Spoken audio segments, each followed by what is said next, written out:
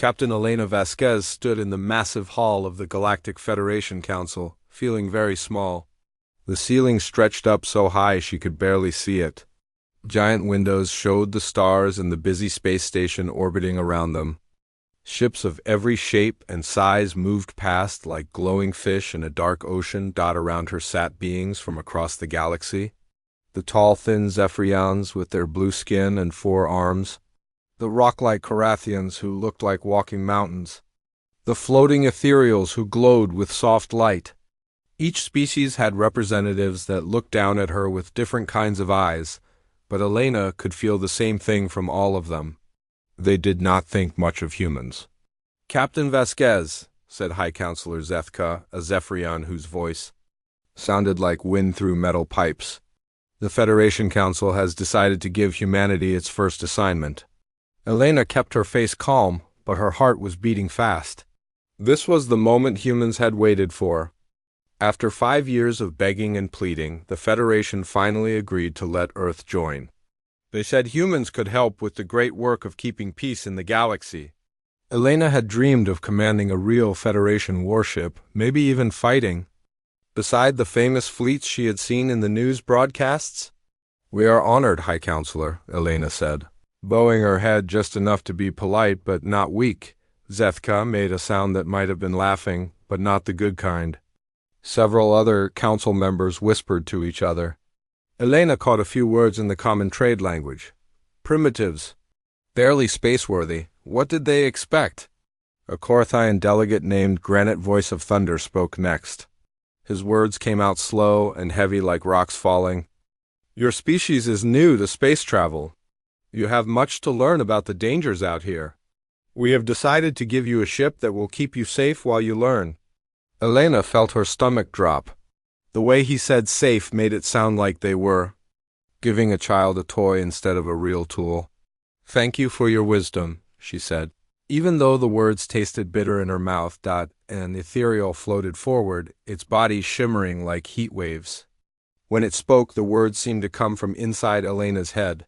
"The vessel is designated GFS Resilience. It awaits you at Docking Bay 94. Your crew should already be aboard." Elena nodded and turned to leave, but Zethka spoke again. "Captain Vasquez, one more thing. Your mission is simple transport work, moving supplies from one world to another, nothing dangerous. We trust this is suitable for human capabilities." The way he said it made Elena's face burn with anger, but she kept her voice steady. "We will serve the Federation well, High Counselor." As Elena walked through the halls of the station toward the docking bays, she tried not to think about what kind of ship they had given her. The corridor was full of beings from dozens of worlds, all going about their business. She passed shops selling foods that glowed and made sounds. She saw a group of young Zephyrians watching a hologram of some famous fleet battle, their eyes bright with excitement. Elena had dreamed of being in battles like that. She had trained for 15 years in Earth's small space navy. She knew how to fight, how to lead, how to make the hard choices that came with command. But apparently the Federation thought humans were only good for moving boxes around. She found Docking Bay 94 after getting lost twice. The sign above the entrance was written in letters so small she almost missed it. Most of the other bays had big, bright signs and crowds of people. This bay felt forgotten. Elena stepped through the airlock and stopped. She had seen pictures of Federation ships before. Sleek Zephyrian cruisers that looked like silver arrows.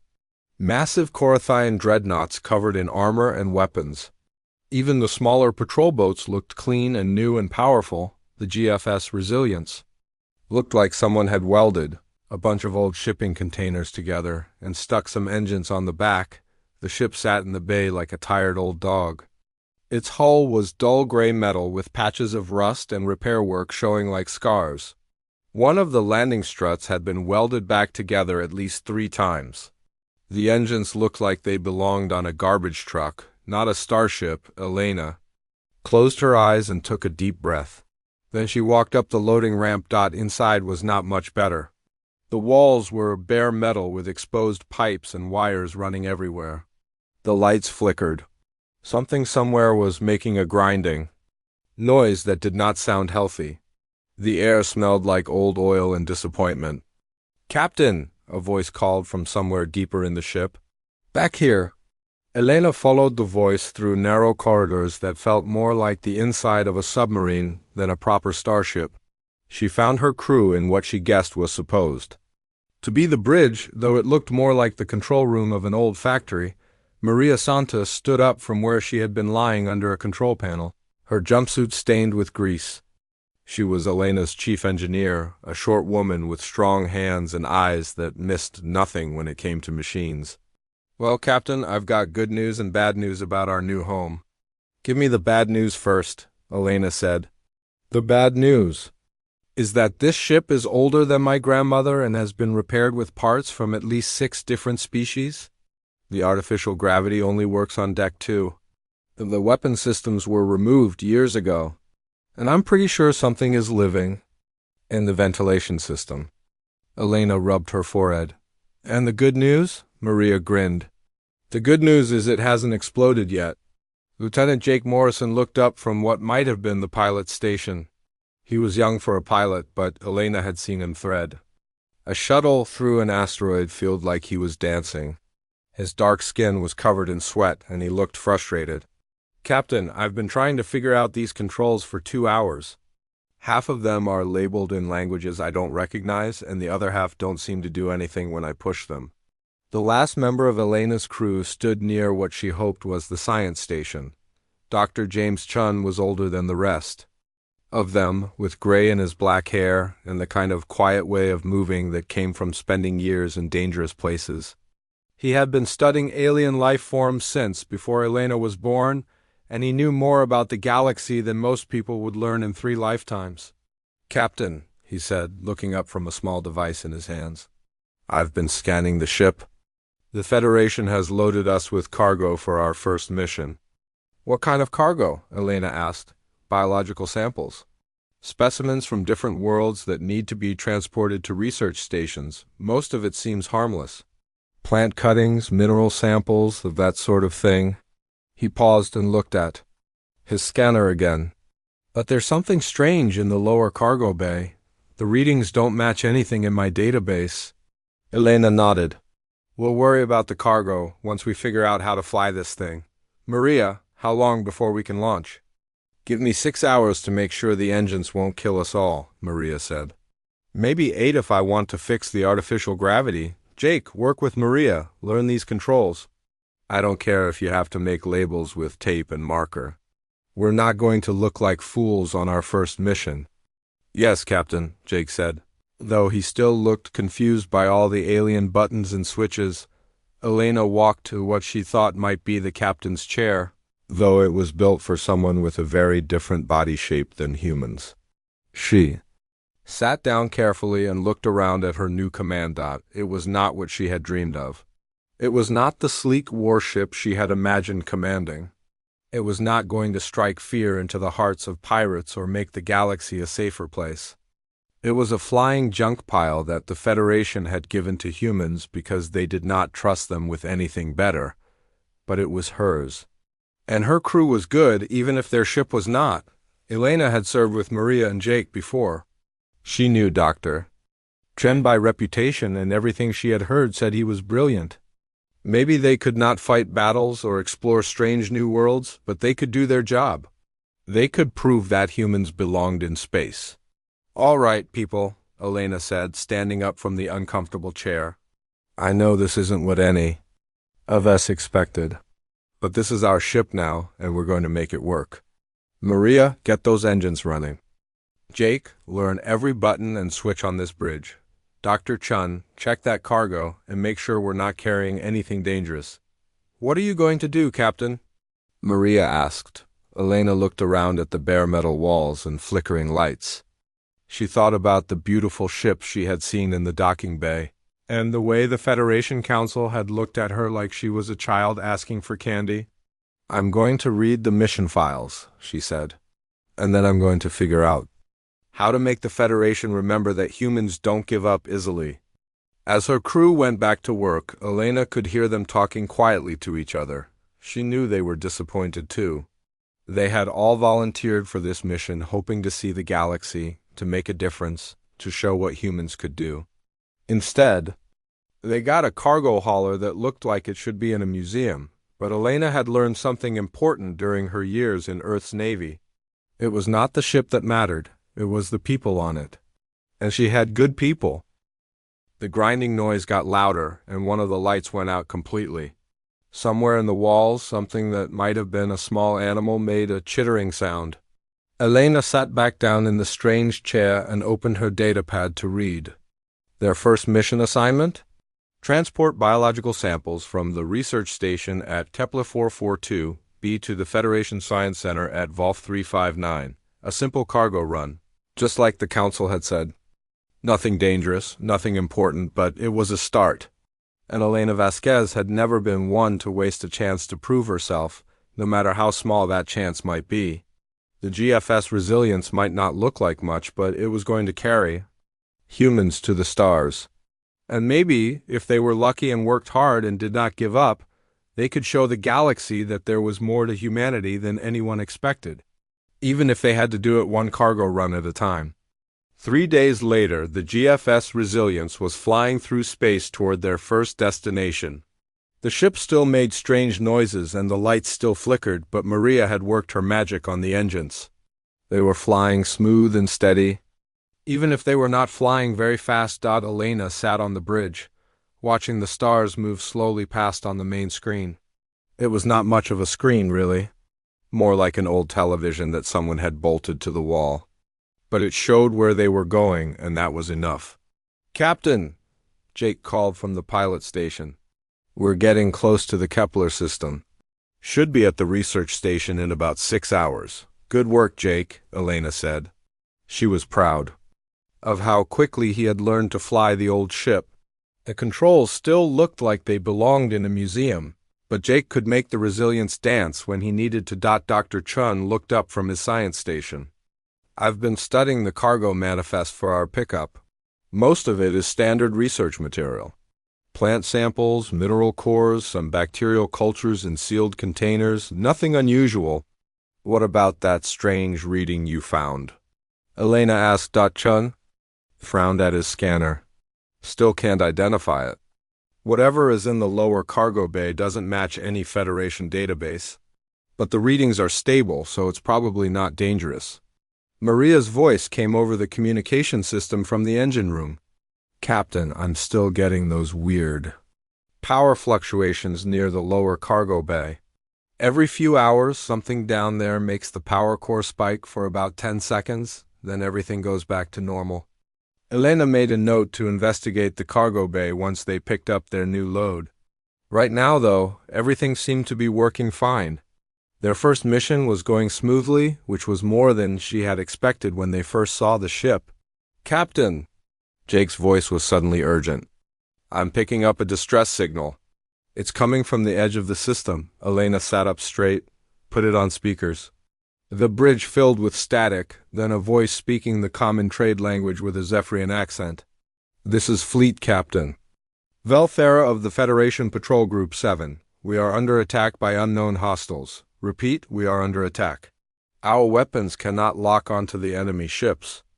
They appear and disappear without warning. We need immediate assistance." Elena felt her heart start beating faster. This was real combat, not a training exercise. "Jake, how far are they from us?" "About 2 hours at full speed," Jake said, his fingers dancing over the controls. "But Captain, we don't have any weapons. What can we do to help?" Elena thought quickly. The Resilience was just a cargo ship, but they could not just ignore a distress call. "Set course for their position. Best speed you can manage." "Elena," Dr. Chin said quietly, "we're not equipped for combat.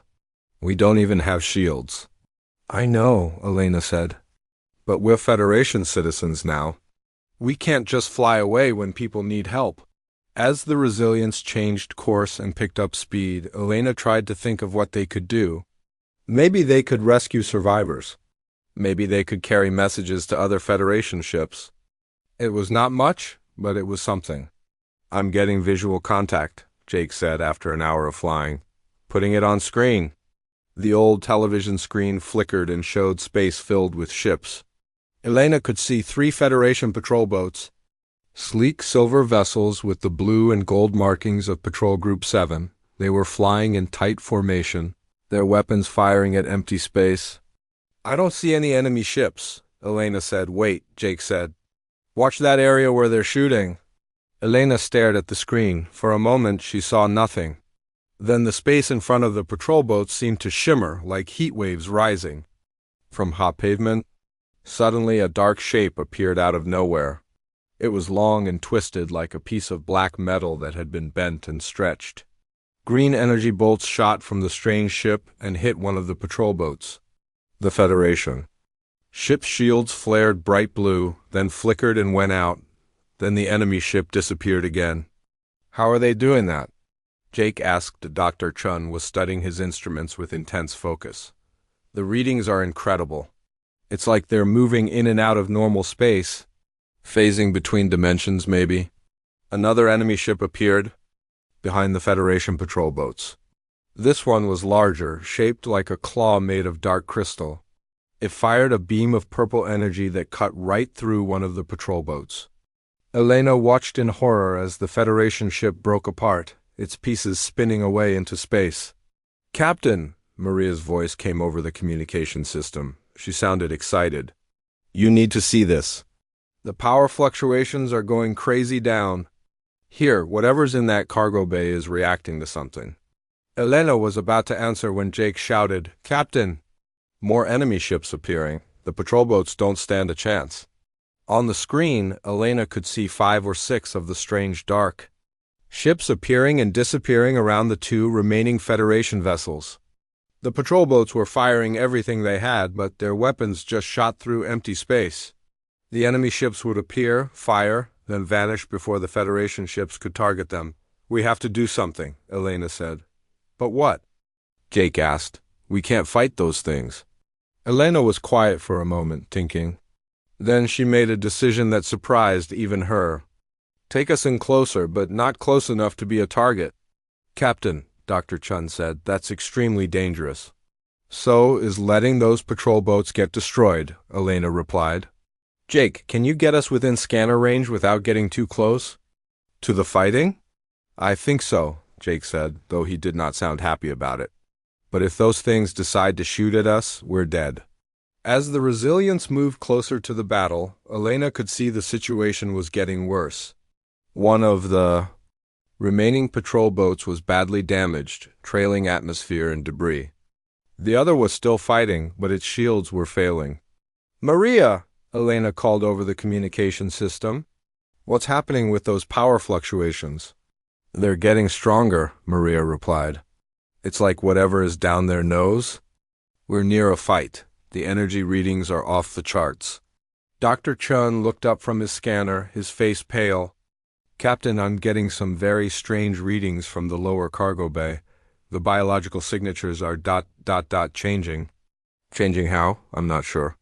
"But whatever is down there, it's definitely alive, and it's reacting to the enemy ships." Elena made another quick decision.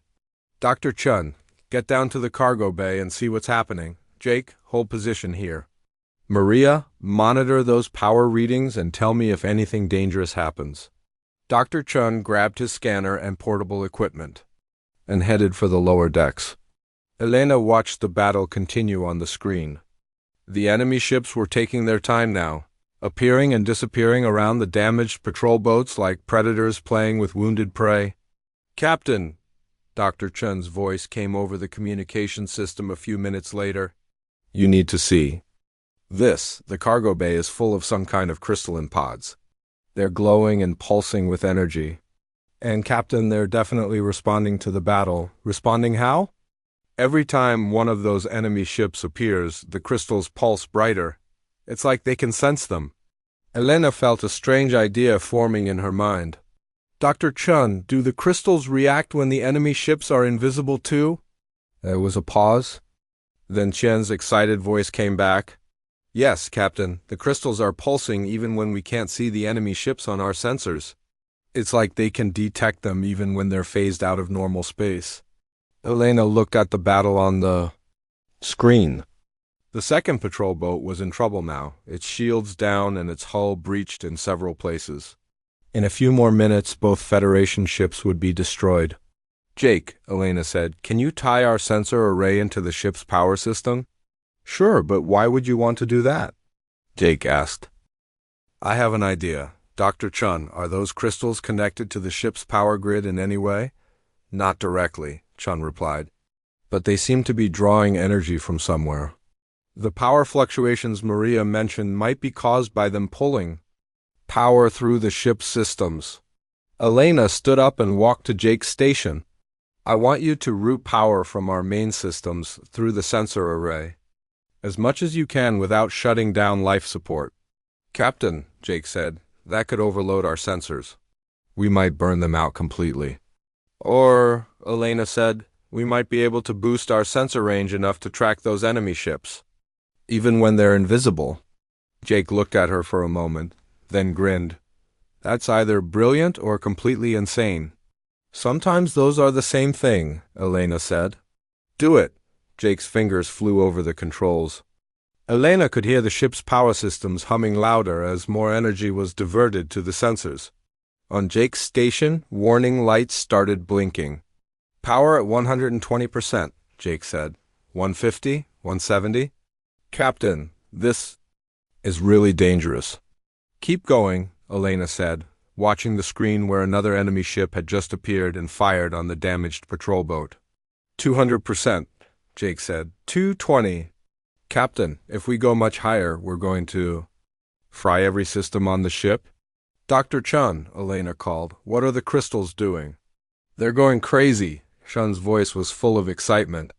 The energy output is incredible. It's like they're feeding off our power systems. 250%, Jake said. That's it.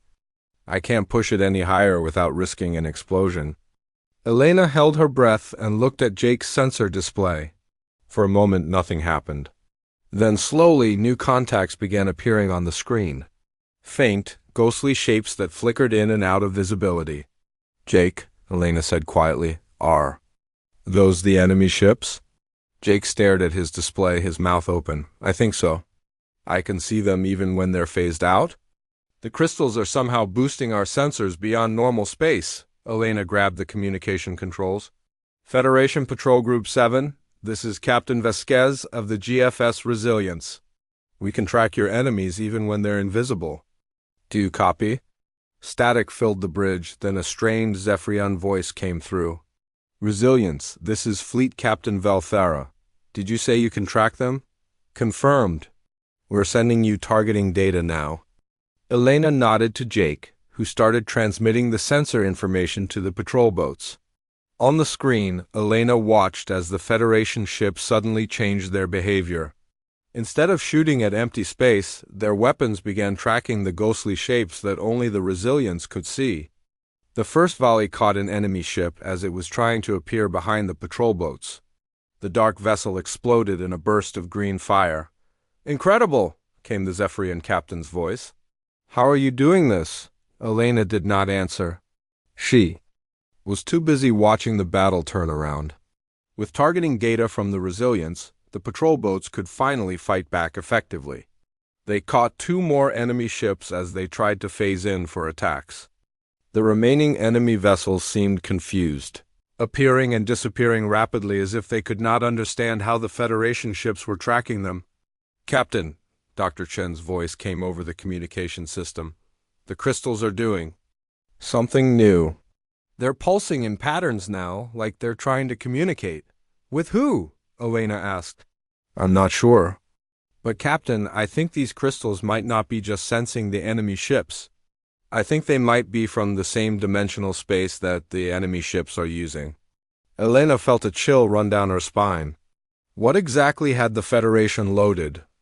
Onto her ship? The last enemy ship appeared on the screen, larger than the others and covered in what looked like organic armor. It fired a massive beam of energy at the closer patrol boat, but the Federation ship was ready. It rolled out of the way and returned fire, guided by the Resilience's targeting data. The enemy ship tried to phase out, but it was too late. The patrol boat's weapons found their mark, and the dark vessel broke apart in a shower of crystalline fragments. "All enemy contacts destroyed," Jake reported. "The patrol boats are safe." Elena sat back down in her chair, suddenly feeling very tired. They had done it. Somehow, with a cargo ship that nobody expected anything from, they had helped win a battle. "Resilience, this is Fleet Captain Velthera," came the voice from the patrol boats. "We owe you our lives. How did you track those ships?"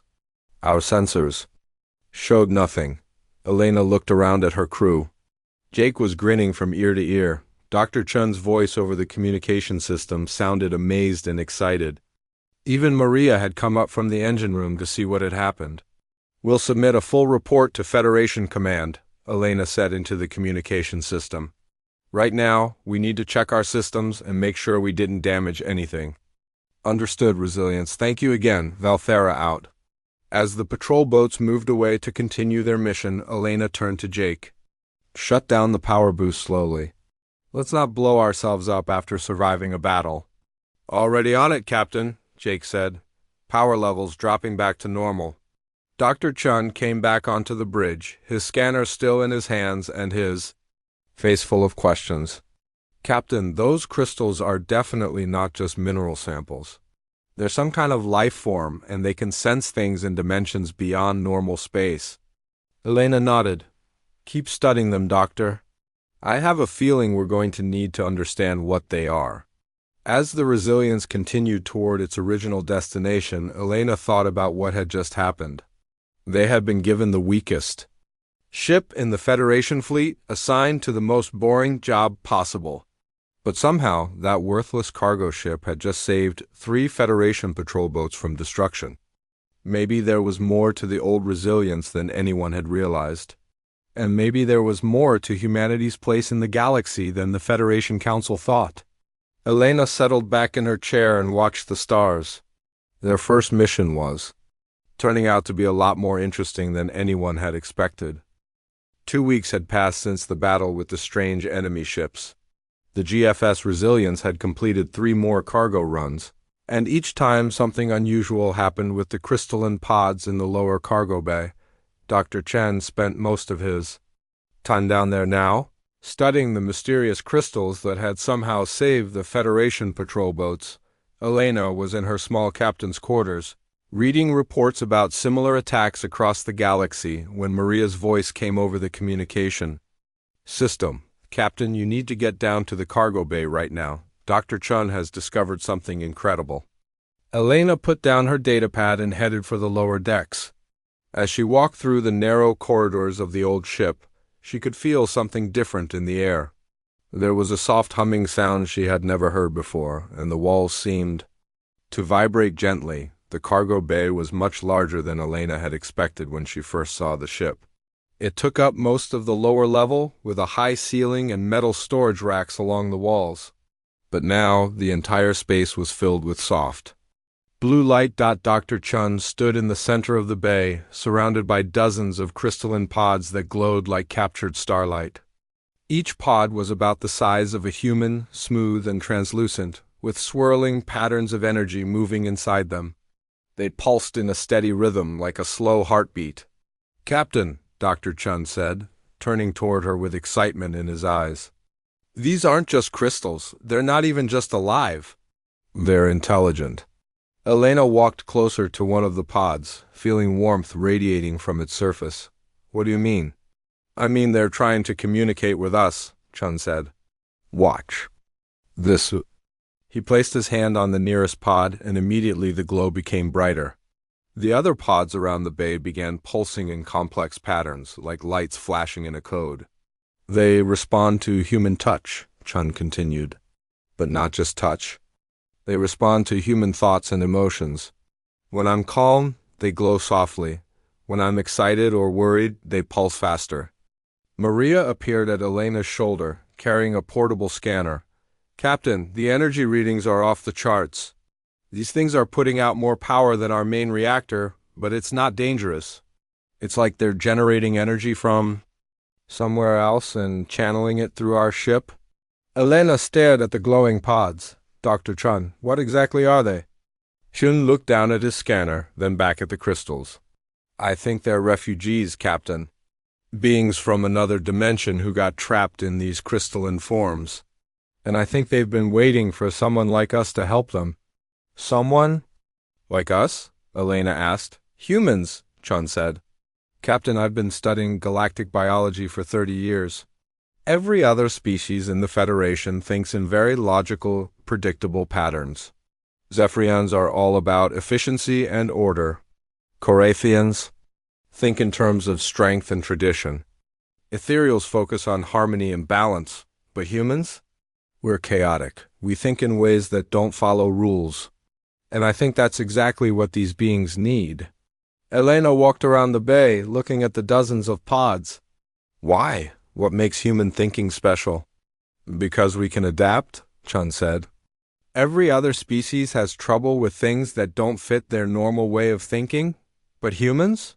We embrace the impossible. We make connections that don't make sense. We find solutions that nobody else would even consider. Maria was studying her scanner readouts. Captain, I'm detecting some kind of neural interface pattern in the crystal energy. It's like they're trying to link with our brain patterns. Elena felt a strange tingling sensation in her mind, like someone whispering in a language she almost understood. Dr. Chun, is it safe to touch them? I've been touching them for days, Chun said. No harmful effects. In fact, I feel more alert and focused when I'm near them. I think they're trying to form a symbiotic relationship. Elena reached out slowly and placed her palm against the smooth surface of the nearest pod. Immediately, images flooded her mind. She saw vast cities floating in space, made of the same crystal material as the pods. She saw beings of pure energy dancing between dimensions. And she saw something else, something dark and hungry that consumed. Everything in its path? Captain? Maria called out. Elena, what's happening? Elena realized she was on her knees, her hands still touching the crystal pod. The images in her mind were becoming clearer. She saw fleets of the dark enemy ships spreading across multiple dimensions, destroying worlds and consuming entire civilizations. And she understood that the crystalline beings were the last survivors of one of those consumed dimensions. They're refugees, Elena whispered, standing up slowly. Dr. Chain was right. Their entire dimension was destroyed by those enemy ships we fought. These are the only survivors. The images kept coming. Elena saw how the crystalline beings had spent thousands of years drifting through space, searching for minds that could understand them. Most species they encountered were too rigid in their thinking, unable to adapt to the multidimensional nature of the crystal's existence. But human minds were different, flexible, creative, chaotic enough to bridge the gap between dimensions. Captain, Jake's voice came over the communication system from the bridge. We're getting another distress signal. Multiple Federation ships under attack in the Vega system. Elena looked around at the glowing pods, then at her crew. Dr. Shun? Maria, I need to know if these beings want to help us fight their enemies. Chun placed both hands on a large pod in the center of the bay. His eyes went wide as he made contact. Captain, they don't just want to help us fight. They want to bond with our ship. Become part of it, but they need our permission first. What would that mean? Elena asked. I'm not entirely sure, Chun admitted. But I think it would make the resilience into something completely new. Something that could exist in multiple dimensions at once. Maria was checking her equipment readings. Captain, if we're going to help those ships in the Vega system, we need to leave now. It's a 6-hour flight at maximum speed, Elena thought quickly. The Federation had given humanity the weakest ship because they thought humans were not ready for real responsibility.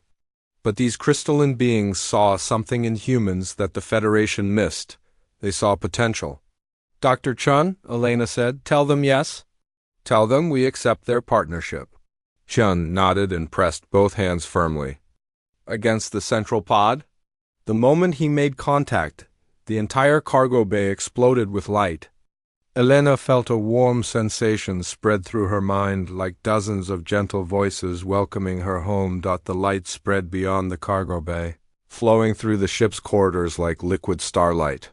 Elena could feel the crystalline beings merging, with the Resilience's systems becoming part of the ship itself. The old metal walls began to shimmer with veins of crystal that pulsed with soft light. "Captain!" Jake's voice from the bridge was full of amazement. "The controls are changing. Everything is becoming smoother, more responsive. And Captain, I'm getting sensor readings I've never seen before." Elena ran for the bridge, followed by Maria and Dr. Chun. When she arrived, she stopped in amazement. The old battered control panels were now covered with flowing crystal patterns that seemed to respond to touch and thought.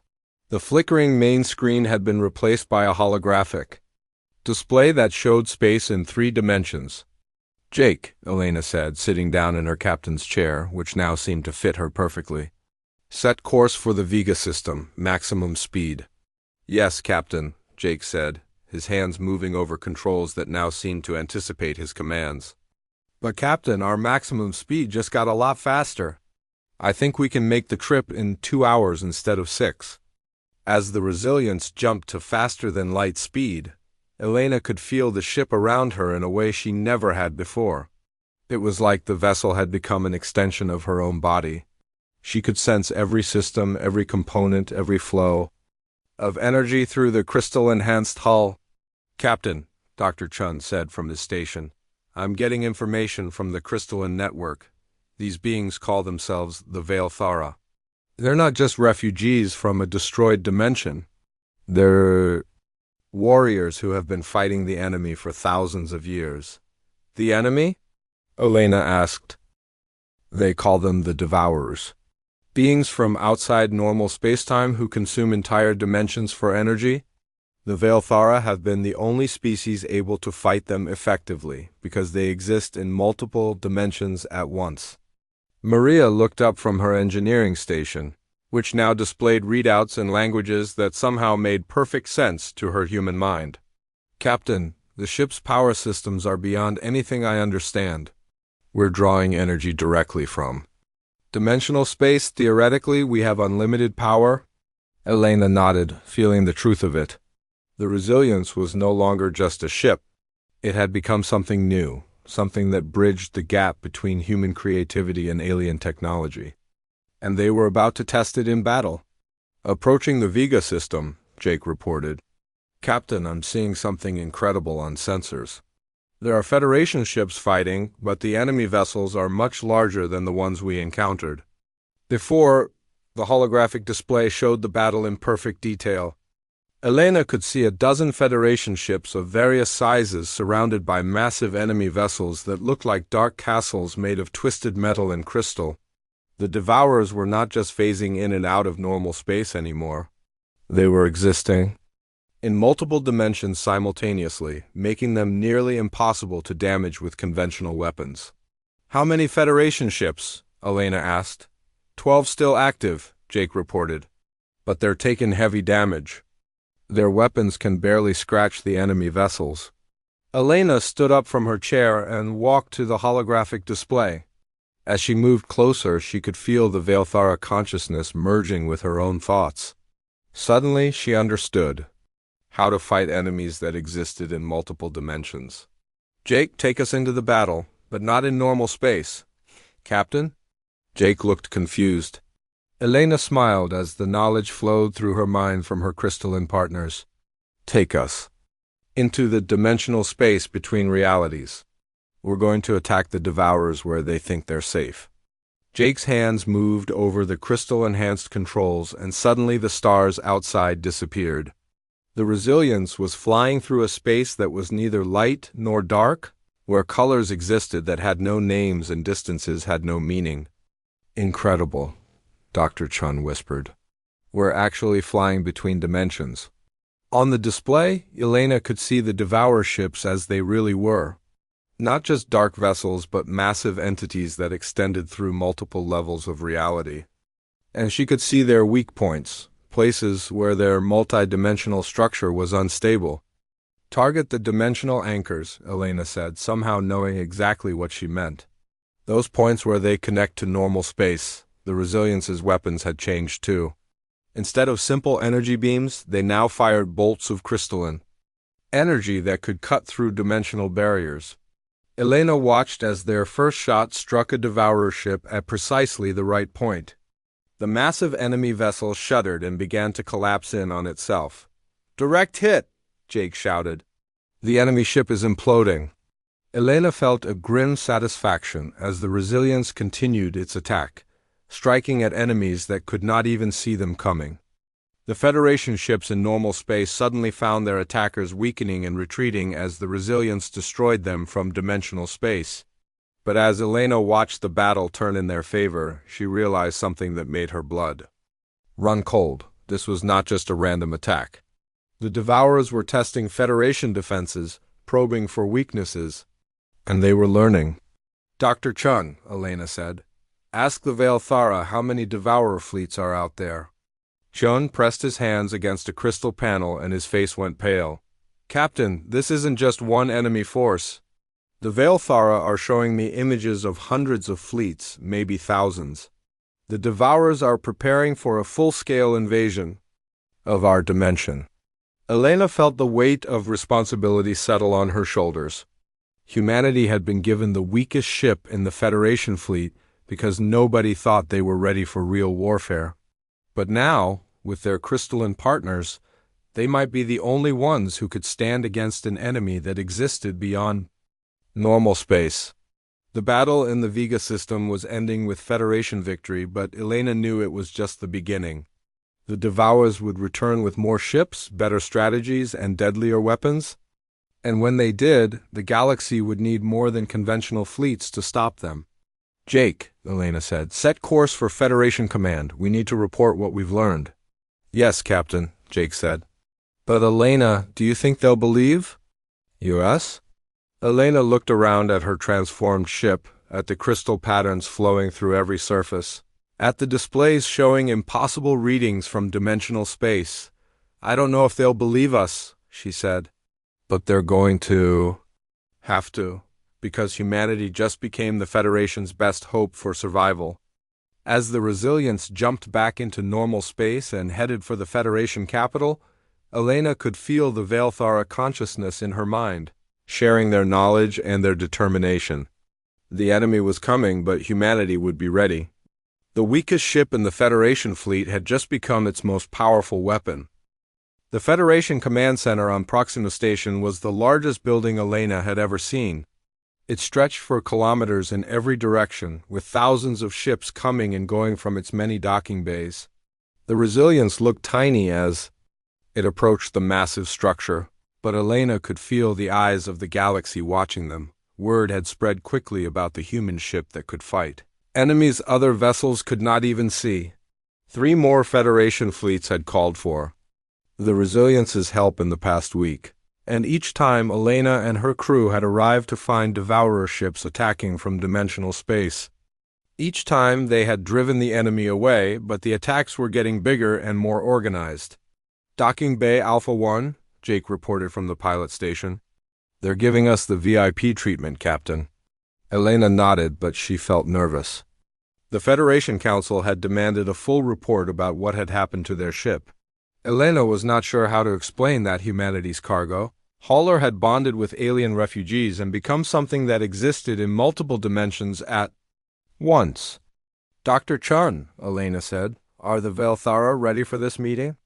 Chun placed his hand on one of the crystal panels that now covered his science station. The entire bridge pulsed with soft light as the crystalline beings responded. "They understand what's at stake, Captain. They're willing to share their knowledge with the Federation, but only if the Federation is willing to listen. And if they're not?" Maria asked from her engineering station. Elena looked around at her transformed ship. The Resilience barely looked like the same vessel they had received just a month ago. Crystal veins ran through every surface, glowing with gentle energy. The old battered controls had been replaced with flowing interfaces that responded to thought as much as touch. Even the air felt different, charged with the presence of beings from another dimension. "Then we'll have to protect the galaxy ourselves," Elena said. The docking process was smooth. The Resilience's new systems made flying feel like dancing. every movement precise and graceful. As they settled into the docking bay, Elena could see crowds of Federation personnel watching from the observation windows. News crews from a dozen different species had gathered to get footage of the mysterious human ship. "Captain," Jake said, "we're getting a communication from Federation Command. High Counselor Zethka wants to see us immediately." Elena stood up and adjusted her uniform. "Dr. Chun, I want you to bring portable scanners so you can show them readings from the Veil Thara. Maria, bring data on our new power systems. Jake, you're with me for moral support." As they walked through the station toward the council chambers, Elena noticed how other beings looked at them. Some stared with curiosity, others with fear. A few Zephyrian officers backed away as they passed, as if they were afraid the humans might be dangerous. The council chambers were the same vast hall where Elena had first received her assignment, but now she felt different walking into it. She was no longer the eager captain hoping for a chance to prove herself. She was the commander of the most powerful ship in the Federation fleet.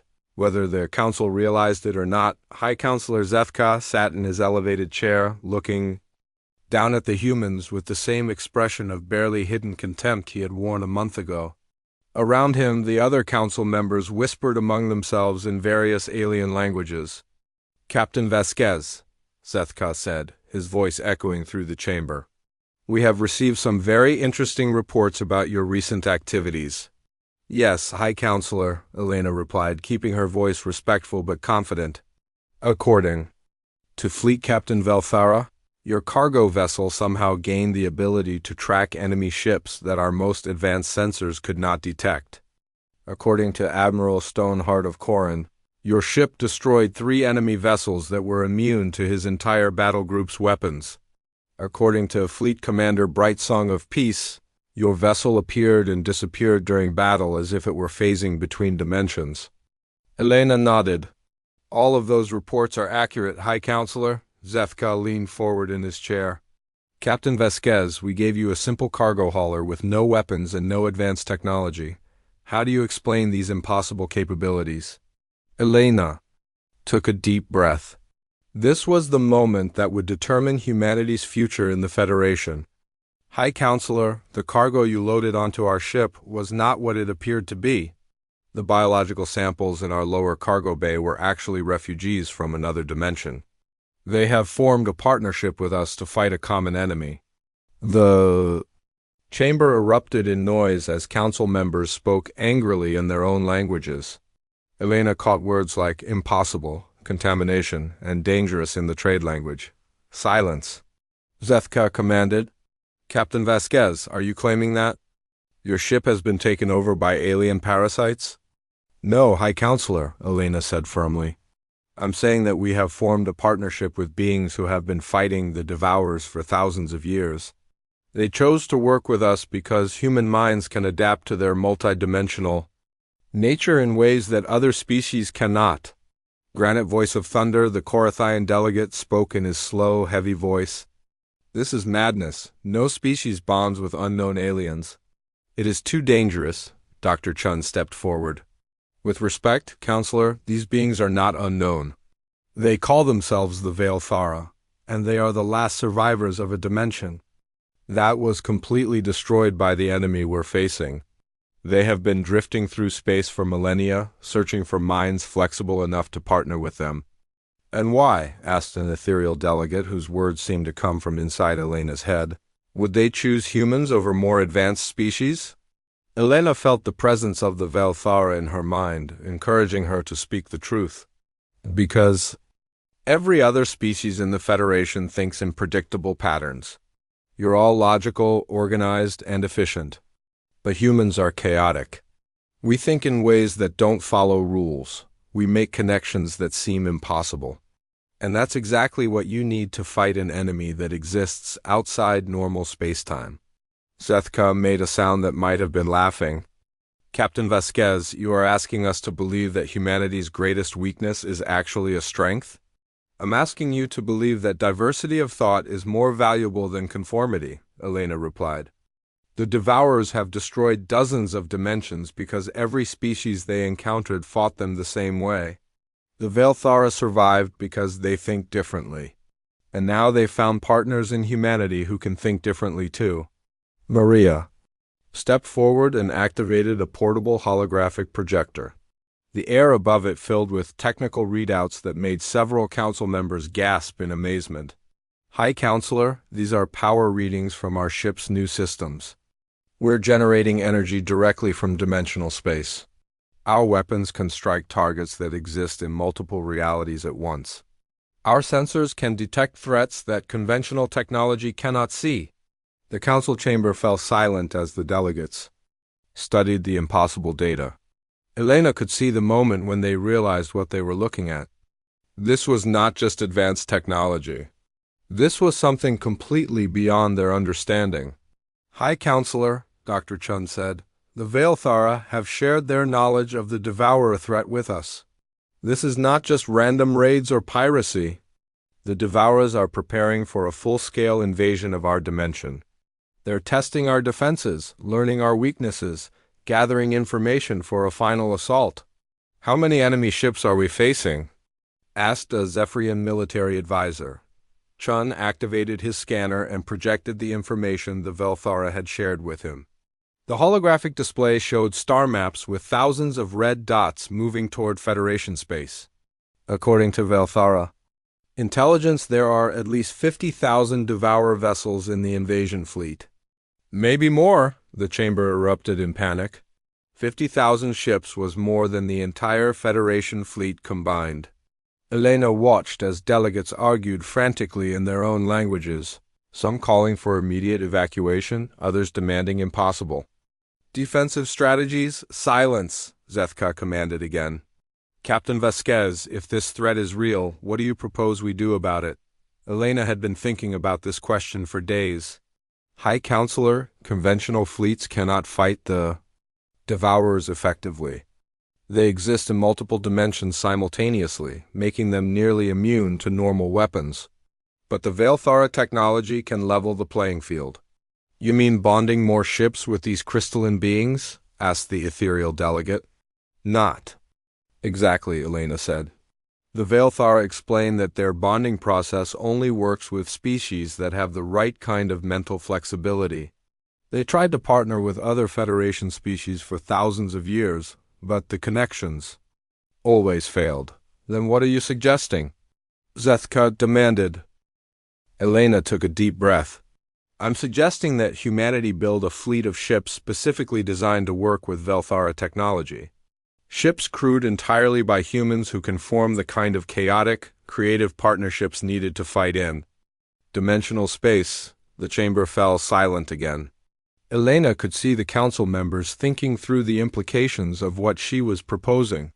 Humanity, the newest and supposedly weakest member of the Federation, would become its primary defense against an existential threat. Captain Vasquez, Zethka said slowly, you are asking us to bet the survival of our civilization on a species that has been in space for less than 50 years.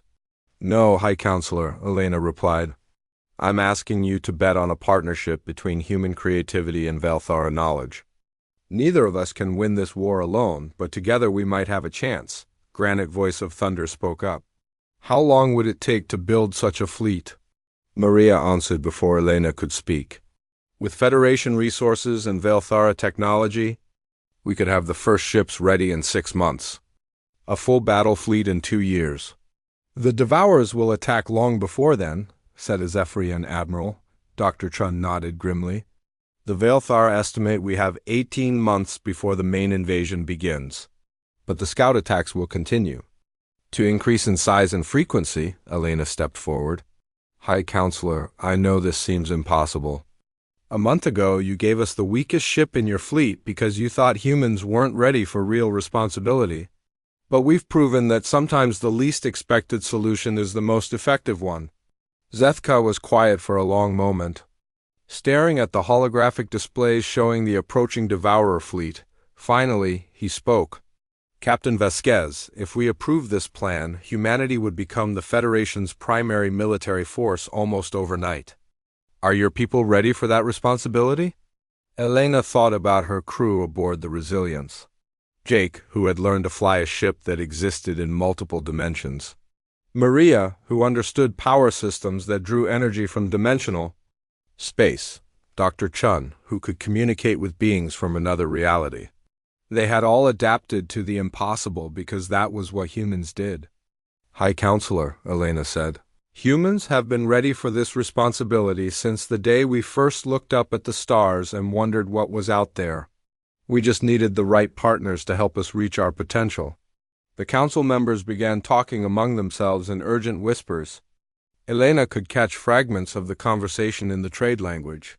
Some delegates were arguing that the plan was too risky, that trusting humanity with such power was dangerous. Others pointed out that conventional defenses had already proven useless against the Devourers.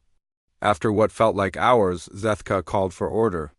The Council will debate this proposal and vote within the next 72 hours. Captain Vasquez, you and your crew will remain on Proxima Station until we reach a decision. As Elena and her crew left the Council chambers, she felt the weight of the galaxy's future on her shoulders. In 3 days, the Federation would either embrace humanity as their protectors or reject the only plan that might save them all. Jake walked beside her as they headed back to their ship. Captain, do you think they'll approve the plan? Elena looked out through the station's massive windows at the stars beyond. Somewhere out there, an invasion fleet was preparing to destroy everything they had ever known. And the only thing standing between civilization and extinction was a partnership between humans and crystalline refugees that nobody fully understood. I don't know, Jake, Elena said. But if they don't approve it, we'll have to protect the galaxy ourselves. Because the Devourers are coming whether the Federation is ready or not. As they reached the Resilience, Elena could feel the Veilthara consciousness welcoming her back. The crystalline beings had waited thousands of years for partners who could help them fight their ancient enemy. They had chosen humanity not because humans were the strongest or the smartest, but because they were the most adaptable. Elena settled into her captain's chair and looked around at her transformed bridge. In 72 hours she would know whether humanity's greatest adventure was just beginning or whether they would face the darkness alone. Either way, the weakest ship in the Federation fleet was ready for whatever came next. 8 months had passed since the Federation Council's historic vote. By the narrowest margin in galactic history, they had approved humanity's plan to build a fleet of Veilthara-bonded ships. Elena now commanded not just the Resilience, but an entire squadron of vessels that existed in multiple dimensions at once. The human fleet was still small compared to the massive Federation armadas, but each ship was crewed entirely by humans who had bonded with Veilthara refugees. The results had been beyond anything Elena had imagined. Young pilots from Earth learned to fly through dimensional space as easily as swimming through water. Engineers who had never seen alien technology before were designing power systems that drew energy from the fabric of reality itself. Elena stood on the bridge of the Resilience, watching her fleet prepare for what the Veilthara warned would be the final battle. Through the crystal-enhanced viewports, she could see 12 other ships floating in formation around them. Each vessel was unique, built by human shipyards working with Veilthara knowledge, but all of them shared the same flowing crystal patterns that marked their partnership with beings from another dimension. Captain, Jake reported from his station, all ships are reporting ready. The Veilthara network is fully synchronized across the fleet. Elena nodded and turned to Dr. Chun, who now served as her liaison with the crystalline beings. Doctor, what are our allies telling you about the enemy force? Chun placed both hands on the large crystal interface at his station. His eyes glowed with soft blue light as he connected with the Veilthara consciousness that flowed through every ship in the fleet. Captain, the Devourer invasion fleet has begun its final approach. The Veilthara count over 100,000. Enemy vessels, all of them larger and more powerful than anything we faced before. Elena felt a chill run down her spine. Even with their new fleet, they were outnumbered by thousands to one. Where are they planning to attack? Multiple targets simultaneously, Chun replied, his voice carrying the strange harmonic quality that came when the Veilthara spoke through him. They're going to strike at the heart worlds of every major Federation species at once. Earth, Zephyria, Prime, the Corathian homeworld, all of them. Maria looked up from her engineering station, which now displayed readouts in dimensions that human eyes could barely understand. Captain, our 30 ships can't be in dozens of places at once. Even with dimensional travel, we can't protect every world. Elena walked to the holographic display that showed the approaching enemy fleet. The Devourers had learned from their earlier defeats. Instead of sending small scout forces, they were committing everything to one massive assault. They planned to destroy the Federation's ability to resist in a single devastating blow. Dr. Chun, Elena said, ask the Veilthara if there's any way to stop the entire invasion fleet at once. Chun's eyes glowed brighter as he communicated with their crystalline partners. When he spoke again, his voice was filled with both hope and terror. Captain, the Veilthara say there is one possibility, but it would require something that has never been attempted before. What kind of something? Elena asked. A fleet-wide consciousness merge, Chun said slowly. Every human crew member bonding simultaneously with every Veilthara refugee.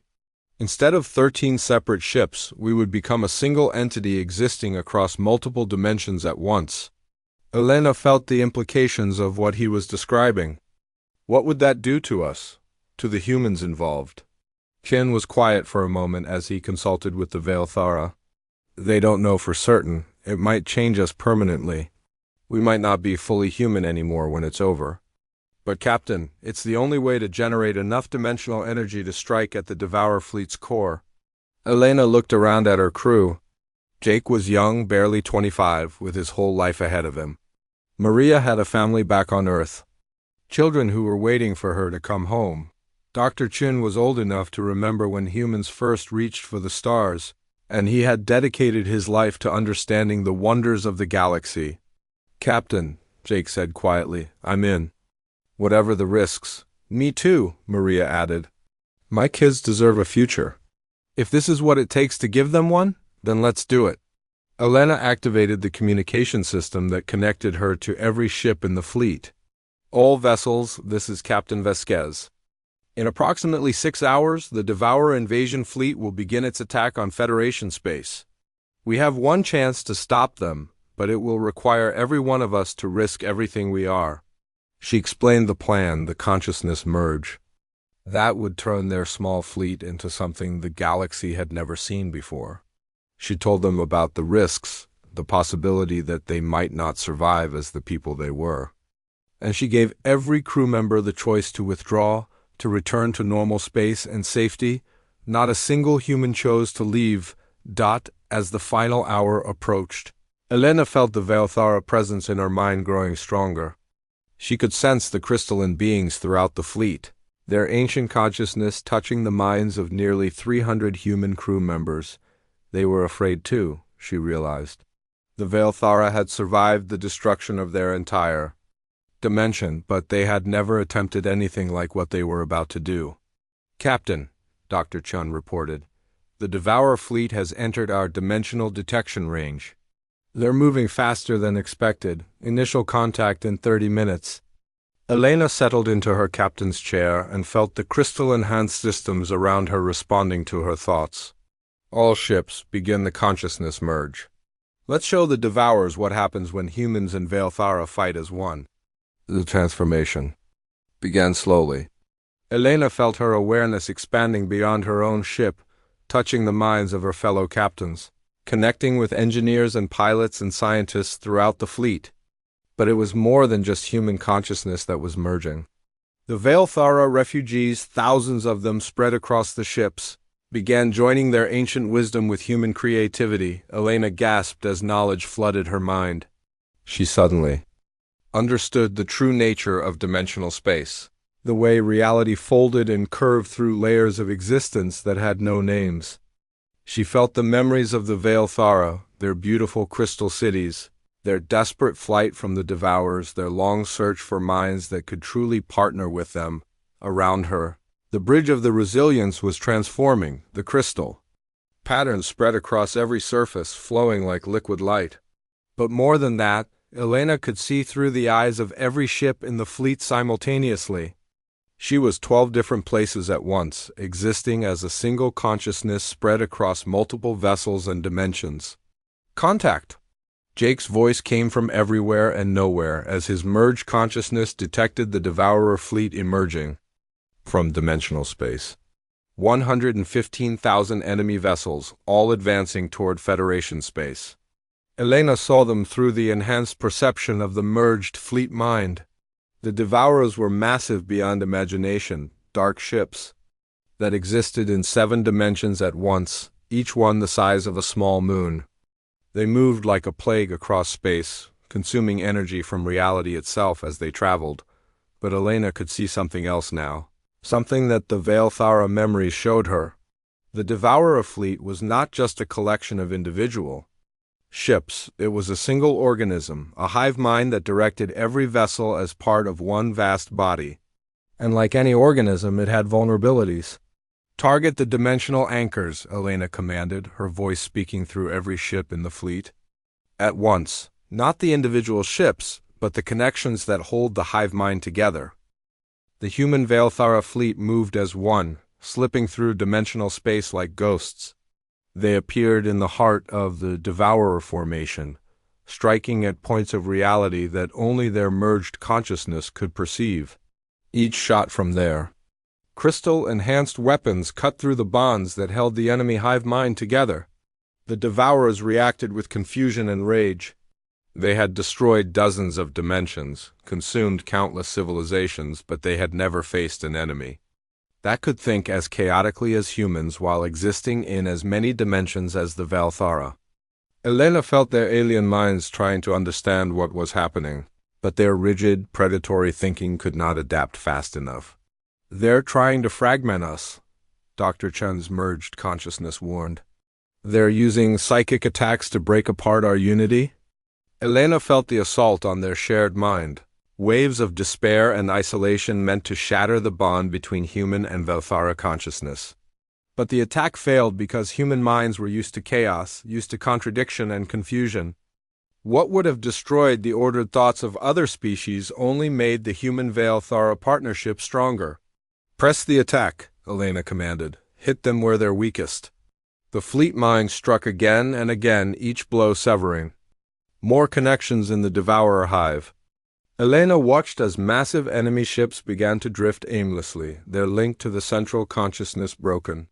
Others turned on each other in confusion, no longer able to coordinate their actions. But the Devourers were not helpless.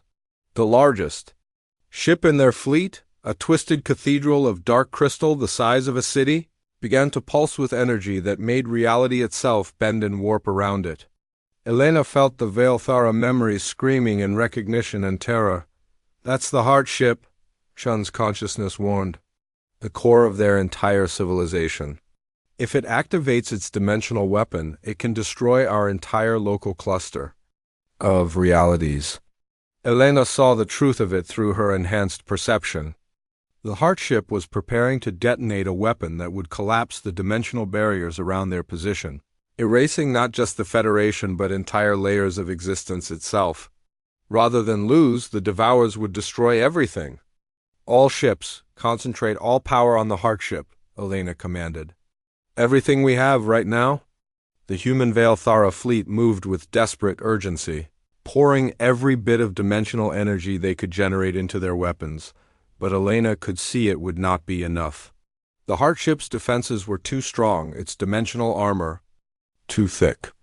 "Captain," Maria's consciousness said, "I have an idea, but it means sacrificing the fleet." Elena felt Maria's plan flow through the shared mind. Instead of trying to destroy the heart ship from outside, they could merge completely with it, using their chaotic human thinking to disrupt its systems from within. But doing so would trap them inside the enemy vessel, and there would be no way to escape before it was destroyed. Elena thought about the billions of people throughout Federation space, the children on Earth, and the ancient civilizations of Zephyria and Koran. She thought about Dr. Chun's grandchildren, who would grow up in a galaxy where humans were heroes instead of the weakest species.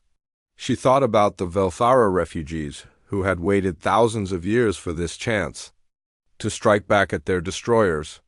"Do it," Elena said.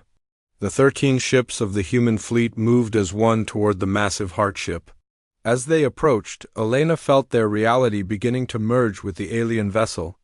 It was like diving into a pool of liquid darkness, but the Veilthara consciousness guided them through the transition.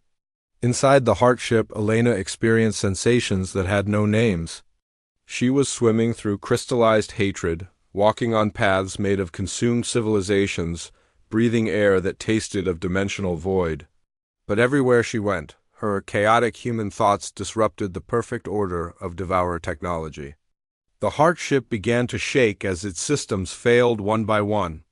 Elena felt the weapon that could destroy entire realities shutting down as human unpredictability infected its targeting computers. The rigid hive mind tried to fight back, but it could not comprehend the way human consciousness worked. "The dimensional barriers are collapsing," Dr. Chun's voice said from everywhere at once. "The heart ship is imploding. We need to get out of here." But Elena knew there was no escape. They were too deeply merged with the enemy vessel, too far inside its dimensional structure. The best they could do was make sure their sacrifice counted. "All Federation forces, this is Captain Vasquez," Elena broadcast on every communication. Frequency she could reach. "The Devourer fleet is broken. Their leadership is destroyed. Press your attack now, while they're confused and scattered." Through her expanded consciousness, Elena could see Federation ships throughout the galaxy, responding to her call. The conventional fleets that had been helpless against the Devourers were now able to fight effectively against disorganized enemy vessels. The invasion was turning into a rout. As the heart ship collapsed around them, Elena felt the Veilthara consciousness surrounding her like a warm embrace. The crystalline beings were not afraid. They had found the partners they had searched for across millennia, minds that could match their dimensional nature with human creativity and courage. "Thank you," the Veilthara said in voices like crystal bells, "for showing us that the universe still holds wonders we never imagined." Elena smiled as reality folded in on itself around her. She thought about the conversation with the Federation Council so many months ago, when they had dismissed humanity as too weak and chaotic for real responsibility. If they could see her now, merged with beings from another dimension, saving the galaxy through pure human stubbornness and refusal to give up. The last thing Elena saw before the dimensions collapsed was Jake's face, young and determined, still believing that humans could do anything if they just tried hard enough. She saw Maria's hands on her engineering controls, making impossible technology work through sheer force of will. She saw Dr. Chun's eyes, bright with wonder at the mysteries of the universe even in their final moment. The heart ship imploded, taking the human fleet with it. But across the galaxy, devourer ships were fleeing in panic. Their perfect order had been shattered by minds that thought in ways they could never understand. The invasion was over. 3 days later, High Counselor Zethka stood in the Federation Council chambers, reading the official report of the battle. Around him, delegates from across the galaxy listened in respectful silence as he spoke of 13 human ships that had saved everyone. Captain Elena Vasquez and her crew gave their lives to protect not just the Federation, but all of reality itself, Zethka said, his voice carrying none of the contempt it once held for humanity. "We gave them the weakest ship in our fleet because we thought they were not ready for responsibility. They proved that sometimes the greatest strength comes from those who think differently than everyone else." The council chamber fell silent as the delegates honored the humans who had become legends. Elena Vasquez's name would be remembered. Alongside the greatest heroes in galactic history, the captain who turned humanity's supposed weakness into their greatest strength. And in distant shipyards around Earth, new vessels were already under construction.